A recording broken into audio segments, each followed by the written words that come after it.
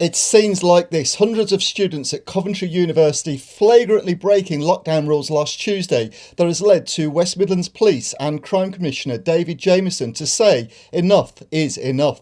He says the service is moving towards enforcement action because people should know the rules by now. Well, I think some of the rules must be understood by now. For example, wearing a mask in a shop or wearing a mask on public transport.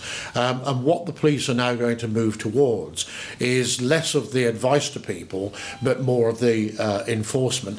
I think the 4E principle of engaging with people and talking to them must therefore exist for other crimes. But it's very important now that people do stick with the rules. Last weekend, police in Birmingham caught 550 people breaking lockdown rules, but not one person was fined. Instead, advice on the law was given. This approach, however, has drawn criticism from some parts of media, and now a new, more robust approach is being implemented. Well, the vast majority of people are following the rules, and that's what people do in the West Midlands. They're sensible.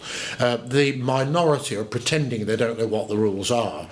I mean, it's up to the officer on the ground. If they think it's genuine, the person is confused, they'd take that into consideration. But most of those people, the minority, are breaking the rules and say they don't know what they are people who are just being awkward. And they should face a fine because they're not only putting themselves at risk, but they're putting other people at risk.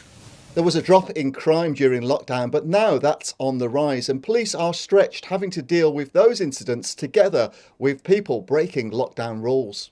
But you think the police are dealing with all that, business as usual, if you like, but they're now having to enforce the COVID-19 regulations as well. It's a huge pressure on public resources, but nevertheless, there is huge pressure on the police at the present time.